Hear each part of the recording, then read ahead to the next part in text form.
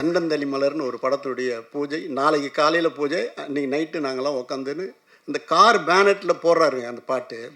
முதலிரவு முடிநிலவு பாலும் கொண்டு பழமும் கொண்டு பள்ளி அறை வாசல் வந்து 10 விரல் மேனி எங்கும் பாத யாத்திரை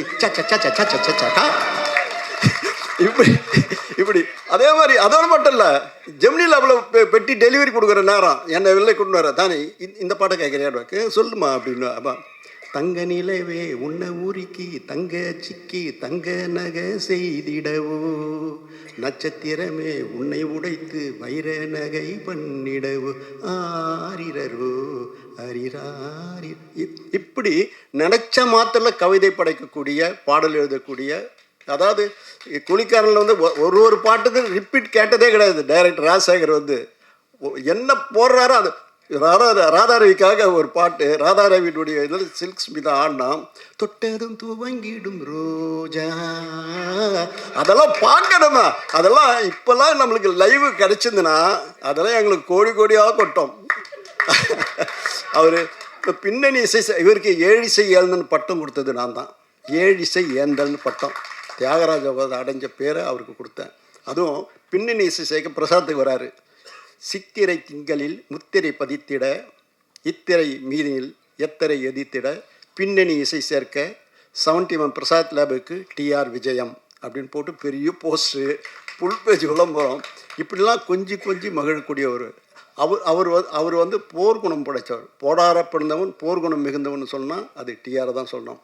இன்ப நாள் இது, இனிய நாள் இது.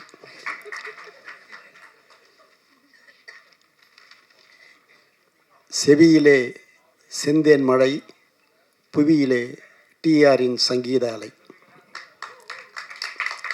செவி குளிர சிந்த மகிழ டிஆர் அவர்களின் இசை அங்கிங்கனாதபடி எங்கும் பிரகாசமாக செவிகளெல்லாம் ஒலித்து கொண்டிருக்கக்கூடிய ஒரு பாடல். என்னவோ ஒரு உண்மை இந்த மேடையில் முழு வெளிச்சம் போட்டு காட்டத்தான் செய்கிறது. உயிர் உள்ளவரை உஷா இந்த டைட்டில் வந்து முதல் காலிக் பிரதர்ஸில் வந்து நான், ராஜி, டிஆர், அவங்க துணைவியார், அவங்க 3 பேர் போய் சேரும்போது இந்த டைட்டில் சொல்கிறார். தானே இந்த டைட்டில் கேட்டுக்கிறியா, என்ன டைட்டில்னு கேட்குறேன். அவர் சொல்கிற பாணியிலே சொல்கிறோம், உயிர் உள்ளவரை உஷா அப்படி தான் சொன்னார். அந்த படத்திலேருந்து எங்களுடைய நட்பு மிக பிரமாதமாக நாளொரு மேனியும் பொழுதும் இன்று வரை என்றும் வரை அது நிலைக்கும் நீடிக்கும். முதல் சொல்ல வந்தது என்னன்னா, இந்த படத்தில் வந்து முதல் படத்தினுடைய முதல் கதாநாயகி திருமதி நளினி அவர்கள். எனது முதல் படம் யார், அந்த படத்தினுடைய என்னுடைய படத்தினுடைய கதாநாயகி திருமதி நளினி அவர்கள் தான். நிறைய விஷயங்கள் எங்களோட பகிர்ந்துக்கிட்டு இருக்குது. அதாவது கூலிக்காரனில் அவர் எழுதின பல்லவி தான் இன்றைக்கி வர அது நிற்குது பாருங்கள்.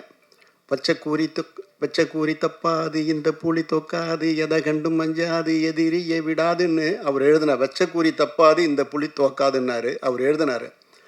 அந்த புலி கலைப்புலி இந்த நிறுவனம் இன்னி வரையில் என்றைக்குமே அது நிலைத்து நிற்கக்கூடியதுக்கு அவர் வந்து ஆத்மார்த்தமாக எழுதின எழுத்து.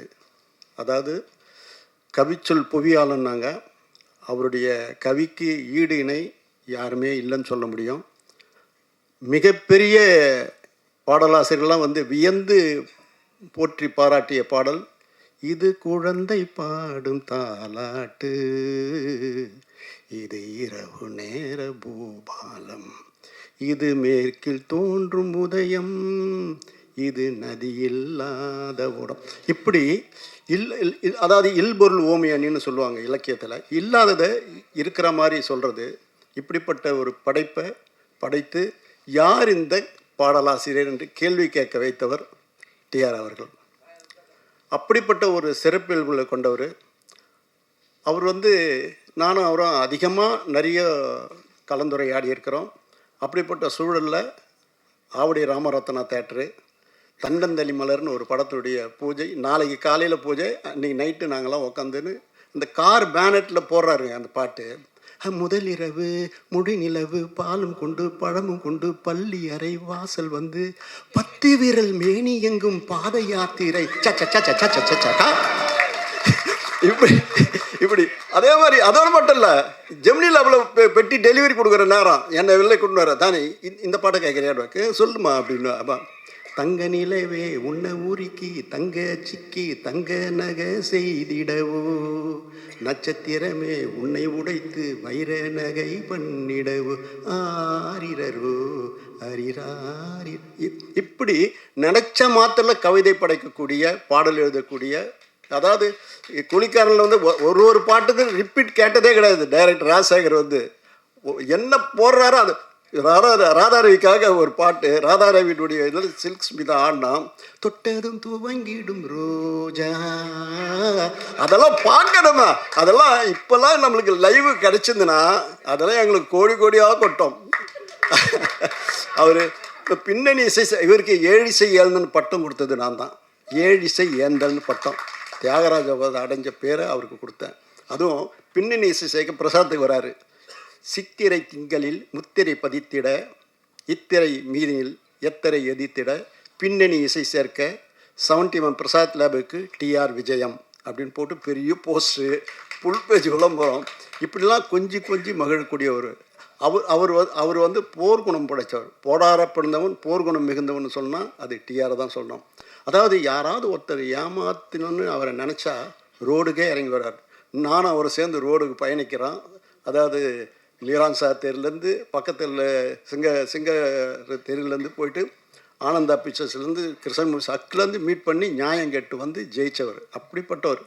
அதாவது உண்மையிலே சொல்லப்போனால் அந்த பீரியடில் வந்து 86வது வருஷம் கூலிக்காரன் ரிலீஸ் ஆகும்போது ஆடியோ உலக ஒரு பெரிய புரட்சியை உருவாக்குனது டிஆருடைய இசை தான். எப்படின்னா அப்போல்லாம் எல்லாருடைய இசையமைப்பாளருடைய காலம் வந்து ஃப்ரீயாக கொடுத்துருவாங்க.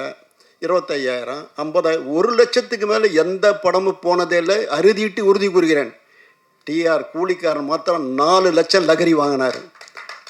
அப்படியே வியந்து பார்த்தது திரையுலகம். அதே மாதிரி அன்னைக்கு கூலிக்காரன் வந்து 46 லட்சம் இருந்த வியாபாரம் விஜயகாந்தோடைய படம் அன்னைக்கு 1 கோடி விற்றுதுன்னா என்னுடைய சகோதரர் டிஆருடைய இசையும் அது ஒரு பெரிய பக்கபலமாக இருந்தது. அப்படிப்பட்டவர்கள் வந்து நிறைய தடவை நான் சொல்லியிருக்கேன், எனக்கு எப்போ படம் பண்ண அடுத்து பண்ணலான்னு இந்த மேடையிலும் சொல்கிறேன். அவர் என்றைக்கும் சிரஞ்சீவியாக இசையில் அவர் அடிக்கவே முடியாது.